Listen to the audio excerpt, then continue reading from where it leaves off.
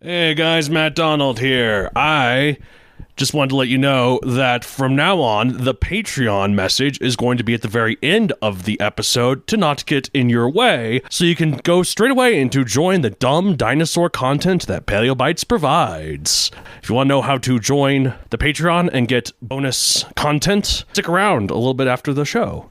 And after this month, this message will no longer be here either, so to the Paleobites, chomp chomp.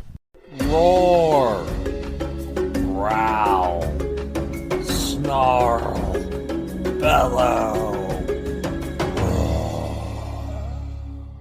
Welcome to Paleobites, the podcast soon to be stored in a museum never to be seen again. We can only hope. My name is Matthew Dahl, and each week I and a rotating series of guest co-hosts talk about and rate a genus of prehistoric animal, be it dinosaur, mammal, arthropod, and so on. This week I'm joined by someone that they're in a band, so they seem pretty cool in that regard, and they're really interested in learning. It's Jaymes Buckman. How are you? I'm fairly well. What about you? I am doing well. Welcome to the show, and thank you so much for expressing interest in co-hosting an episode. We'll have to see where this goes. If you're interested in more, we can do more. If you're like, oh, that was fun, I never want to do that again, I would totally understand. Oh, I love to talk anytime, especially dinosaurs. Even if I'm not like an expert, they were a very early fascination, and they're cool and hilarious and terrifying and all things in between. Indeed. And no, dinosaurs are very scary and they're very cool and there's a lot to learn about them. And there's way more dinosaurs than you might expect. But before we get into that, a lot of times when I have a new co-host on the show, I like to ask them a dinosaur-related question. And the one I'm going to ask you is, and this might be interesting since you don't really know much about dinosaurs, do you have a favorite dinosaur? And if so, why? I guess if we're talking about can we include all archosaurs in general, or it's strictly dinosaurians specifically?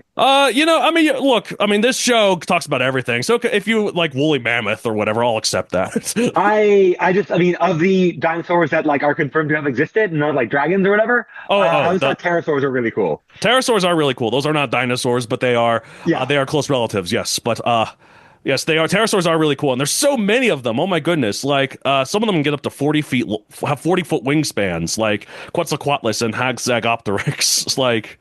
And when they stood on the ground, they were as tall as a giraffe, which is freaking incredible. That's basically a dragon. They just don't breathe fire. Did you? Speaking of, did you? Yeah, no. Did you ever? Did you ever see that Animal Planet mockumentary from the mid 2000s? Dragons: A Fantasy Made Real. I don't think I did. Okay, because that one was it was the beginning of those mockumentaries, oh, what if they were real? But this one at least had the caveat of they're not real. This is just how they would work if they were. And it scientifically explained everything. It had them in the prehistoric times because they evolved in dinosaur times. And they were wyverns back then. They didn't have the front legs. And they evolved, and it was so cool how they explained everything. It's they evolved from crocodilians that have swim bladders. And these swim bladders turn into air bladders that they pumped up with hydrogen from bacteria when they ate meat. And that hydrogen helped give them enough lift, despite being so big, to fly. That actually does sound familiar now that you're saying it. It's I don't think I watched that, but I feel as though in the last year or two, someone may have described that to me. Or I may have read something about it. That sounds very familiar now. Yeah, and then the hydrogen, since hydrogen is also flammable, they expel some through the mouth and with a mix of some platinum that they eat from some rocks, and it combusts with the oxygen, and then that's how they breathe fire. So it's pretty cool. Very cool. We do have animals that can shoot electricity, so that's true. And fire is not that far fetched. We have bombardier beetles; those basically shoot out fire. So, wow. It's more like burning acid, but still, liquid fire. Liquid fire, indeed. But this one, as far as we know, does none of that. But is named after a Greek titan, Atlasaurus, lizard of the Titan Atlas, is what it means. Type, it is a sauropod, but it's poorly understood, kind of is due to how primitive it is. I just want to clarify, sauropod. Do you know that means long neck? That's the technical term for long necks. That sounds familiar. Yeah. Okay, so when I say sauropod, if I ever say that, that's the long neck dinosaurs as a whole. Okay. But it's poorly understood what kind and how primitive it is. We have a nearly complete skeleton, so it's not like we don't have much to study from like some other dinosaur species, but just hard to see exactly where it lies on the long neck family tree. Currently, it's believed to be a primitive relative of Brachiosaurus, which is the one in Jurassic Park that they first see. Size, 49 feet slash 15 meters long, 21 to 22 tons. So it's a big boy. Not as big as some other long neck dinosaurs, but if you saw it in the modern day, you'd be like, whoa! So it's pretty big in that regard. It is an herbivore. Time, Middle Jurassic, 167 to 164 million years ago. An underappreciated time, the Mid Jurassic. Most of us know the Late Jurassic, a little bit of the Early Jurassic, but the mid is mysterious. Except it's not. We actually know a lot about it, but. Yeah, you did mention the etymology, and I kind of like went on a bit of like a little rabbit hole around that. Yes. And learned that, okay, so I know like a fair bit more about mythology than I do about like biology. And so the first thing that caught my eye was that it was named after Atlas, but I kind of like looked through it, and that it wasn't named directly after the Titan who held the world. It was named after the mountains that were named after that guy, because yes, it was found in Morocco and the Atlas Mountains where it was found. Yes, that's the location. Yes. That was kind of where Atlas, the Titan, was believed to have stood when he was like holding up the world. Well, that's the thing. I also didn't know that those mountains are also the source of the name of the Atlantic Ocean, because they like border it. Yeah, and by extension Atlantis too. So yeah, so more things are named after that dude than I thought. And Atlas as in the map too. So but it's funny because like the thing is, like you said, holding up the world, but he's on the Atlas Mountains. Because here's the thing, Atlas, as far as I know, didn't hold up the world. He held up the heavens. Yes, he held up the heavens. No, that's fine, because the thing is, he's usually erroneously depicted as holding a globe. So it always confused me when I was like, oh, he's holding up the globe. Okay, fair enough. Wait, he's holding up the globe on the Atlas Mountain. How can you stand on the Earth and hold the Earth? But then rather than think I was missing something, my mind at first was trying to work with it. Imagine the Greeks had a Mobius Earth where Atlas was simultaneously holding it and standing on it. Yeah, everyone knows the turtle holds up the Earth. Right, the turtle and then the elephants on top of the turtle or whatever. Yeah. That's science. That is science indeed. And then of course you'd see that if you went beyond the ice wall, but then the government will shoot you down if they do that. Pesky government gatekeepers. Indeed, little gatekeepers. We want to get through the ice gates and see the edge of the flat Earth. Oh my god, we make fun of that stuff all the time on here. And also, this is related to a common conspiracy theory is that birds are government drones.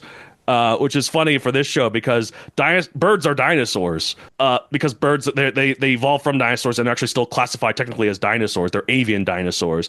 So I was like, okay, so this conspiracy theory goes even deeper, where the birds aren't real; they're government drones. But then that means the government also had to put in the dinosaur fossils rather than Satan doing it to test our faith or whatever. The government did it so that we could have a plausible ancestor for these alleged birds. That's the conspiracy.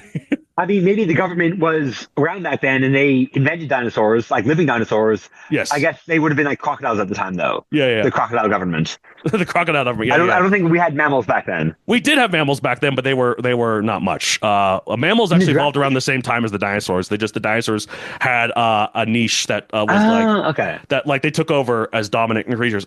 Certain mammals didn't evolve, like placental mammals didn't evolve until a little bit either. I think a little bit before the end of the dinosaurs. So most mammals during back then laid eggs, like monotremes. Oh yeah. So like I forgot. There were those big like sloths and things. Well, those those were two-story sloths. Yeah, prehistoric sloths. That was post dinosaur, but yes. Okay, yeah, but yeah. My timeline's all messed up. No, that's okay. Hey, no, you're here to learn. That's the thing. It's okay to not know. It's okay for people to not know things as long as they're willing to learn. Because too many people don't know things, but then rather than think they don't know something, they just think that it's wrong. Like they're like, I don't understand this, so it must be wrong. Not, oh, I don't understand this, but someone else might. So, yeah, that does make it much easier to get through life if you accept that there are things you don't know. Yeah, I don't know everything. It's like even things about dinosaurs. I'm like say Atlasaurus.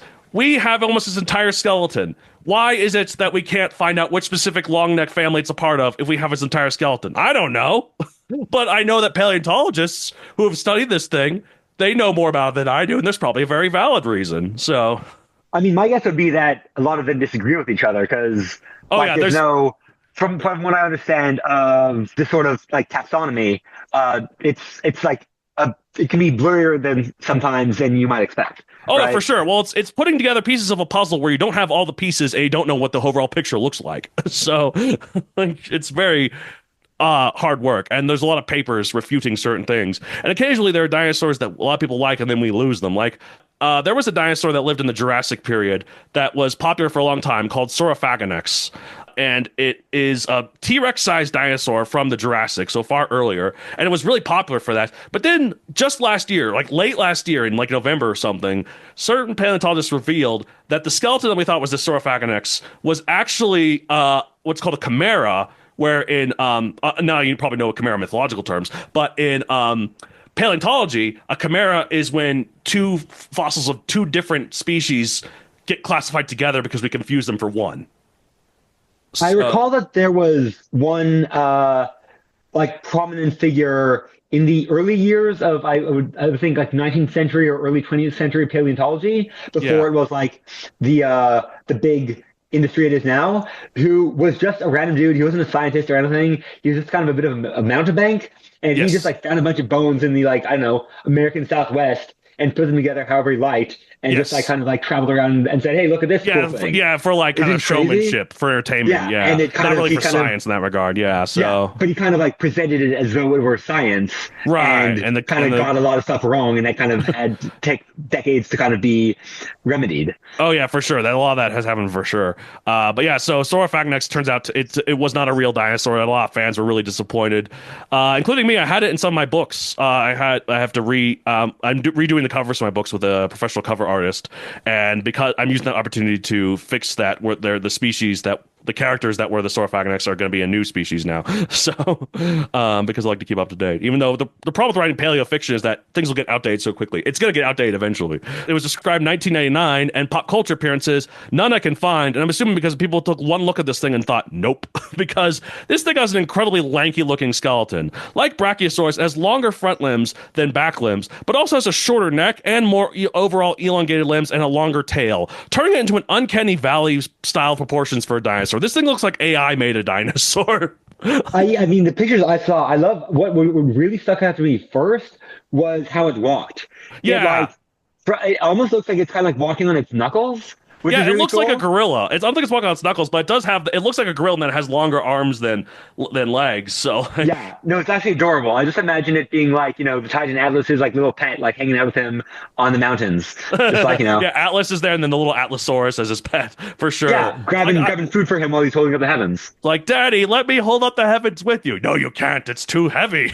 It's Yeah, they're a cute pair. I indeed. want that show. I like that. I like that. And then the elephant down below is like, you think that guy has it bad? Look about me. So- It's the living. oh man. So it's a second specimen was discovered and put on display in the lobby of a tower in Mexico. However, in 2018, it was auctioned off to an anonymous businessman to help pay for the rebuilding of schools for the then recent earthquake in Puebla, which I think is nice. That's the one time I'll advocate for the private sale of fossils. Most of the time, I'm like, no, think of the science, but this is for the greater good. So, which I think is a neat little bit of charity there. And in terms of the formation, it's found in Morocco. It has a whole ass Wikipedia article, but there's only one fossil known from this formation. It's Atlasaurus. Usually in formations you can get like some plants, some fish, other dinosaurs maybe, but no, this one just has Atlasaurus. And I say paleontologists should look harder. What are you doing, paleontologists? Don't give me any excuses. Like, just keep looking. You tired of this digging? That's too damn bad. And so there's only like one even like partial skeleton found. Oh, Like they they haven't found even found bits of another. no. That's the thing. They found Atlasaurus, and that one, the nearly complete skeleton. And then they found that second specimen that's a near complete tail, and that's it. They found nothing else in this formation. So it's Huh. weird. Like, I don't know. Yeah, formations are often how we know when dinosaurs were located, because the geological formations, like, oh, this rock date backs to this time period. So it's pretty cool how that all works. Like, at first I was like, how do they know exactly when these animals lived? It's because of the rocks that they're found in. We can measure that in the different geological layers. Like where I live in Colorado, there is this place called Dinosaur Ridge. It's pretty close. It's to Denver. It's only like 20 minutes or so, and it's by the mountains. And you can actually visibly see the separation of the ridges in this one curve in the mountains. And on one side is Cretaceous fossils, and on the other side is Jurassic fossils, and it's incredible. So That I'm just kind of I don't even know how that like would form like that. It's just the rocks the layers just build off of each other as tectonic plates move. And like the upper ones are almost always newer because it takes less. Oh, yeah, Yeah, that makes far more sense. For some reason, I was imagining it like a vertical split, like a wall on one side. well, They it's were slanted. It's slanted because it is like on one side you can see it's like one of them was like pushed up onto the other kind of. It's like at a 45-degree angle where the one on top is Cretaceous, the one below is Jurassic. So it's really cool because sometimes it does not never does vertical, but there are weird times like one layer like gets pushed on top of another layer. That's how mountains form, right? Or like geology and paleontology are twin brothers in the fields of science. So one last thing about Atlasaurus, though. It was originally classified as a cetiosaur, which at first was traditionally used for wastebasket taxons and had a bunch of unrelated dinosaurs lumped in there. You see, Cetiosaurus, which means whale lizard, was the first long-necked dinosaur ever discovered. And because of that, the genus name was used for a bunch of other longnecks that were discovered later, much like Megalosaurus, where every meat-eating dinosaur was put under the name Megalosaurus. These are what's known as wastebasket taxons, where paleontologists temporarily assign them these genus names, knowing that it'll be changed when more evidence is discovered. But it was early days of paleontology, and they had to get those papers published somehow. So damn it, assign a genus that we know will change it later. However, a few dinosaurs have been found to look somewhat similar to Cetiosaurus. Therefore, recent studies have found that Cetiosauridae might actually be a valid family of long-necked dinosaurs after all. But Atlasaurus is not one of them, so it's not related in the discussion. But I thought you might want to learn a little about the complicated world of paleontological study. So yeah, that tracks with like the little bits I know about academia. Just get something out there. We'll revise later. Get the paper published. And yeah, like there's so many, and like 'cause that's why I say described rather than discovered for when these things are like say this was described in 1999, but the fossils were probably discovered far earlier, sometimes even hundreds of years earlier. Like they're sitting they're or like because what happened, there's been several dinosaurs, like there's this one that has a freaking cool name of Xenoposeidon. Amazing. Yeah, I know, that's great. Xeno Poseidon too. It's like it's one of the coolest dinosaur names ever, and it's another long neck, and I think it was originally classified as Cetiosaurus, and then it was left in the museum, I think of Natural History in New York or in London, one of the two. For it was kind of there in the shelves for centuries, but then I guess some paleontologists were bored on a Friday night, like let's study these. Oh wait, they look different enough to be their own species, and then they could assign it to a new genus of species. So therefore, even though the skeleton of Xenoposeidon was first discovered in the 1800s, the genus wasn't described until like 2006 because they were like, we thought it was this one thing, then it turned out to be this other thing. So. Like that's the way I would like to describe new dinosaur species. I don't want to leave the building. Like that's why I never want to be a paleontologist. I don't want to go out into the badlands and dig. Sounds boring. Yeah, the amount of waiting around would get to me very fast. Waiting around, being so careful. It's like use the pickaxe. Like I don't want to. I'll damage it. But you gotta. I mean, yeah, I did take like an archaeology course. Yeah. In school, and like learning about the stuff is fascinating, but learning about the actual like process, like just like spending hours with like a like tiny paintbrush, like gently scraping off like dust for like sure. weeks on end, that would destroy my mind. Oh, for sure. And then sometimes it's like there was one dinosaur species that's literally its genus name is Irritator, and it's called that because when it was found, it was actually bought off by some, I kid you not, fossil poachers.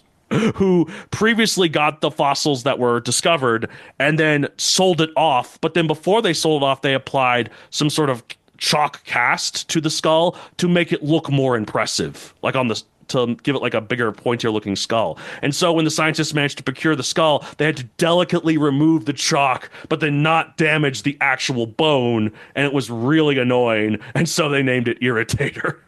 They actually jackaloped a dinosaur as if they weren't cool enough already. Yeah, exactly. And if you look at Irritator Insanity. itself, it's pretty cool. Irritator itself is still a cool looking dinosaur. It's like Spinosaurus, but a little bit smaller. Like it has the big long crocodile like jaws, a little bitty sail. Yeah, it's pretty cool. But not cool enough for these fossil poachers.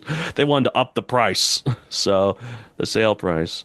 Yeah, no, it's and you say mention about archaeology. While a lot of people confuse archaeology and paleontology, they do have a lot in common, like keeping the preservation intact. Like I went to a museum, my local museum. They had a temporary exhibit on the Dead Sea Scrolls, which was pretty cool. Which like showed a lot of the life around Bible times back in the day. So it's interesting from an archaeological perspective. And what was really interesting is that these scrolls are so old that they're deteriorating fast. So what the archaeologists are doing, they're working on digitizing them because they're like, these old papers are going to deteriorate soon. If we want to preserve this, we got to do it digitally. So they're doing the meticulous process of like scanning these papers, and I think that's really cool. So That is cool, but it does make me think, how accessible will that be, in, I don't know, like 2,000 years or something, if and when like society moves on or like begins anew without the current way of using data, technology, like data yeah, storage. I don't know, but all I know is mean, that makes it last longer than the physical copies, though, is the thing, and I guess they'll have to deal with that later. You would think so, but then I heard about what the Vatican does with their old texts, because they've been around for thousands of years. Yeah. And their whole thing is like, we are not thinking about keeping this stuff around for the next 100 years. We are thinking about keeping it around until like the reckoning comes, until death do humanity part. until the deliverance and the second coming and all that. Yeah. Like they want to keep it around forever. They want to keep everything, God's house, ready for God when he comes back, basically. Well, good luck with that. But they're doing a pretty good job. Like really? They're so intense about their text. Yeah, they're like ancient, like written on actual paper, like 1,000 years ago, or and they even preserve more. it in like bulletproof sort of casing. It's like Like there's an entire branch of the Vatican that's just dedicated to preserving that stuff, and it's kind of weird. I mean, because governments only think about like at best like their grandchildren's lifetimes, just that, and it is kind of cool to think of like what could you do to preserve information for like humanity's lifetime. Right. It's like, and we haven't quite gotten there yet. It's hard enough to like figure out what our grandchildren will be doing. Yeah, it's weird. It's weird to think about for sure, but we're kind of figuring out as we go along, and that's the case. And that's true of paleontology as well, and that's the true of weird, lanky-looking boys like Atlasaurus. So now we're at the point of the show where we rate it 1 out of 65 million. I'm going to rate it 21 million because it looks freaking weird, but it's also kind of unique in how it looks. So it's distinctive, but I don't like it. I like the name though, so 21 million for me. I'm actually giving it a 32, and that's not just because of the name. Even on this talk, I've learned a bunch of other names that like let me go down further rabbit holes and are to other really cool dinosaurs. But I think it's so cute. I love the way it walks. I love it does. I love the like crazy long arms in the front. And then the long arms and the short-ish neck for a long neck dinosaur. It's just very, yeah. I mean, it's still a long neck for any other animal, but for a long neck dinosaur, it's pretty short. So it's like, it's like a weird chimpanzee long neck, like or orangutan long neck. You talk about long necks, though, but one of the dinosaurs you mentioned, the Xenoposeidon, I had to research that while we were talking. Yes. And I learned that it was named in reference to another dinosaur called the Sauroposeidon. Yes. Because the Xenoposeidon was supposed to be the weirder version of that. Yes. But I looked at the Sauroposeidon, and the visual I saw looks way weirder because from what I'm seeing, its neck is like 3 times the length of its body. Oh yeah, Sauroposeidon is freaking enormous. Insane. Yeah. Beside that, the Xenoposeidon looks like downright normal. I want you to look up Brachiosaurus. This thing is hilarious. I did an episode on it pretty early on in the show. Its neck is so silly. Oh wow. That is the opposite end of the spectrum. That is amazing. It is such a short neck. So obviously for the episode I did for that, we did a lot of jokes that are like, it's insecure. It needs to take something to be more like Maminkisaurus, performance issues, the classic kind of jokes. I mean, my initial thought was like a turtle. Like, if its body was just a shell, like a flesh shell. Yeah. The way it's just out. But yeah, but the first diagram that's coming up, I don't know if this was deliberate on the part of the artist, but it does look like just the shape of the like tip of its head does look very phallic. Yes, so I see it does, and and then on the other end of the spectrum, hold on, and then we'll end it here. Oh wow. Yeah, that looks about like kind of comparable to the Sauroposeidon I saw, but wow. Yeah, no, it's ridiculous. Why is it so long? There. Yeah, I just like the balancing act it has to do. That's crazy. Well, and like, do you see? There's one of the pictures on Google Images is like this. Is the museum picture with the skeleton for it. That must be so cool to see that. I'm just wondering like how prehensile the neck is. Like, I mean, just kind of like imagining them hugging each other. Oh, wrapping it's their necks not around like each a other's snake necks. or anything like that, but it's less than like as a giraffe, for instance, has the same vertebrae as ours, as number of vertebrae, so 7. So it would be theirs is far less flexible. This is more flexible than that, but not to the point of like being like a snake. They couldn't wrap around. They could kind of like curl around each other. Like I'm So they assuming can hug each other's necks with their yeah, necks. yeah, but they wouldn't be able to like Okay. wrap multiple times, or anything like that. So That's all I need. The yeah, they neck curl a hugging, little. the Yeah, yeah. necking. Yeah, I Yeah, love they that. would be able to neck That's a so, little, yes. that's adorable. Allosaurus might not, though, because his neck is so short. But maybe, I don't know, who knows. But, all right. Well, that's it for this week. If you want to get hold of the show, you can contact me at palebytespodcast@gmail.com for any questions to me or the general co-hosts. You can find me on social media at Pale Bites Podcast on Blue Sky and Pale Bites Podcast on Instagram. Where can they find you, James? I'm James, but my band is Hot Apollo, HOTAPOLLO. So to simplify, I just made that my social media handle for everything: Instagram, Twitter, Blue Sky, Facebook, pretty sure YouTube. If you want to check out music, all music services, Spotify, Apple, Bandcamp, whatever. Yeah. Look for HOTAPOLLO, Hot Apollo, anywhere on the internet, and you'll find me. You ever want to chat about dinosaurs or whatever else? DMs are open. I'm very easily reachable. Yes, indeed. And thank you so much for joining us. And I rate his music 5 stars on Spotify and rate this podcast 5 stars on Spotify. That's your mission for your homework for today, listeners. All right. I have a book series on Amazon Megazoic available for print and Kindle. There is no Atlasaurus in it, but I am working on sort of like figuring out how to make a movie sort of version of this with the limited resources I have, and I'm going to put an Atlasaurus in it somehow, like a background sort of thing, because I think this would be fun to have this thing with like missile launchers on its back. So like, I do have a song that involves a dinosaur, so yes. if you need some soundtrack work for that, I'm up for that too. Sounds good. Well, thank you very much. I will let you know for sure. All right. Well, that's it for this week. Thank you so much, and we'll see you next time. Thanks for listening. If you want to further support the show, you should subscribe to my Patreon at patreon.com/MatthewDonald, where you can get ad-free episodes, and you can get the raw, unedited episodes, and every month you get bonus episodes where we talk about pop culture featuring prehistoric animals. We've talked about Jurassic Park, we've talked about the obscure strategy game Dino Island, we've talked about Friends, we've talked about Google Chrome, we've talked about Dinoverse, we've talked about Terra Nova. Who knows what we'll talk about? It's a mystery every time. So go and check it out at patreon.com/MatthewDonald. Thank you so much for listening, and have a good day. Chomp.